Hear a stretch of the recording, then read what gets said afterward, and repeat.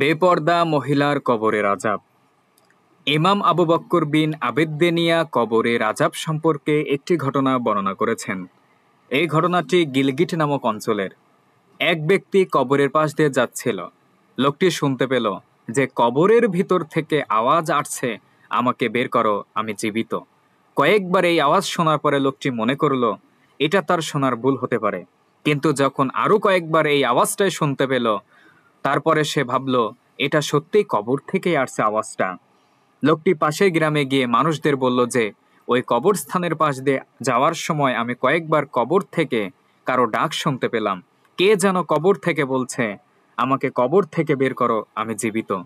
লোকটির এ কথা শুনে গ্রামবাসী আশ্চর্য হলো। লোকটি বলল, চলো আমরাও তোমার সাথে সেই কবরস্থানে যাব। তারপরে গ্রামবাসী কবরস্থানে গেল। তখন গ্রামবাসীও আওয়াজটাই শুনতে পেল।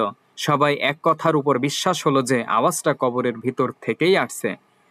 এখন সবাই নিজ কানে কবর থেকে আওয়াজ শোনার পর মহল্লার ইমামের কাছে গিয়ে এই ব্যাপারে জিজ্ঞাসা করলো, এখন আমরা এই অবস্থায় আমরা কি করতে পারি?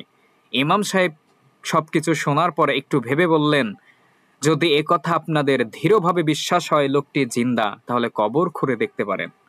এরপর সাহসী কিছু লোক কবরস্থানে গিয়ে সেই কবরটি খনন করলো। কবরের মাটি সরানোর পর তখন একটা ঘটনা ঘটল।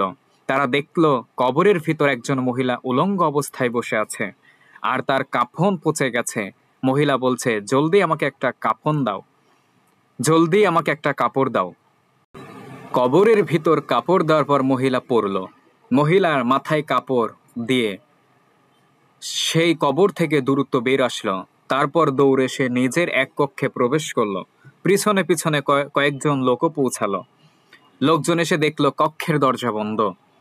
লোকজন মহিলাকে ডাকতে থাকলো দরজা খোলার জন্য।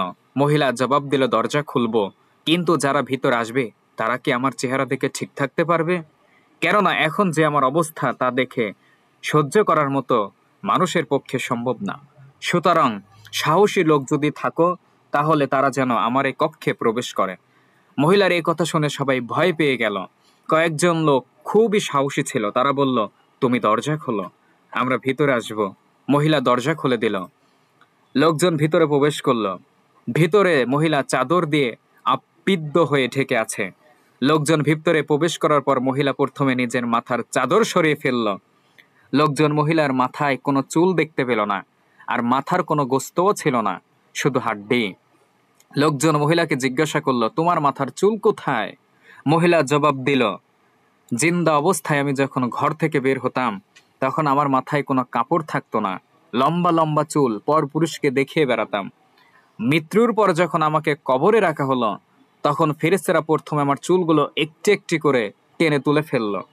প্রত্যেকটা চুলের সাথে মাথার চামড়া উঠে গেল, যেই কারণে আমার মাথার চুল নেই, চামড়াও নেই।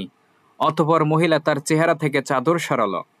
লোকজন দেখলো মহিলার ভয়ঙ্কর চেহারা, দাঁত ছাড়া আর কিছুই নেই, আর ঠোঁটের কোনো অস্তিত্বই ছিল না। এই অবস্থায় শুধু দাঁতগুলো দেখা যাচ্ছিল। একবার ভাবুন, যদি কোনো মানুষের মুখের দাঁত ছাড়া আর কিছু না দেখা যায় তাহলে কেমন লাগবে দেখতে তাকে। এরপর লোকগুলো জিজ্ঞাসা করলো, তোমার ঠোঁট কোথায়? মহিলা জবাব দিল, আমার ঠোঁট লিপস্টিক দিয়ে রঙিয়ে পর পুরুষের সামনে যাতায়াত করতাম, এর জন্যই শাস্তি স্বরূপ আমার ঠোঁট কেটে ফেলা হয়েছে। তারপর মহিলা তার হাত দেখালো, পা দেখালো। লোকগুলো দেখলো তার হাতের পায়ের মধ্যে কোনো নখ নেই। মহিলাকে জিজ্ঞাসা করলো, তোমার নখ কোথায়? মহিলা তখন বলল, আমি দুনিয়াতে নখের মধ্যে নেল পালিশ লাগিয়ে, হাতের পায়ে লেং পালিশ লাগিয়ে পর পুরুষের সাথে যাতায়াত করতাম, এজন্য আমার পায়ের নখ তুলে ফেলা হয়েছে। মহিলা বলল, দেখুন, আমি জীবিত অবস্থায় সেজেগুজে মানুষকে দেখাতাম, নিজেকে বেপর্দা করে পর পুরুষের সামনে পরিদর্শন করতাম, যার শাস্তি আমাকে মৃত্যুর পর কবরে দেওয়া হচ্ছে। এ কথাগুলো বলে মহিলা জমিনে লুটে পড়ে গেল। দেখা গেল মহিলার প্রাণ নেই, মিত্র। এরপর দ্বিতীয়বার তাকে কবর দেওয়া হলো। অতএব ভাই ও বোনেরা, মহান আল্লাহ তাআলা পাক এই ঘটনা দ্বারা এটাই দেখতে চেয়েছিলেন যে দেখো এ মহিলার কি করুণ অবস্থা হয়েছে, যারা দুনিয়ার মানুষ শিক্ষা গ্রহণ করে। প্রিয় ভাই ও বোনেরা, নিশ্চিত আমরা সবাই একদিন কবরবাসী হয়ে যাব। আমাদের কবরে রাখা হবে 3.5 হাত সেই গর্ত,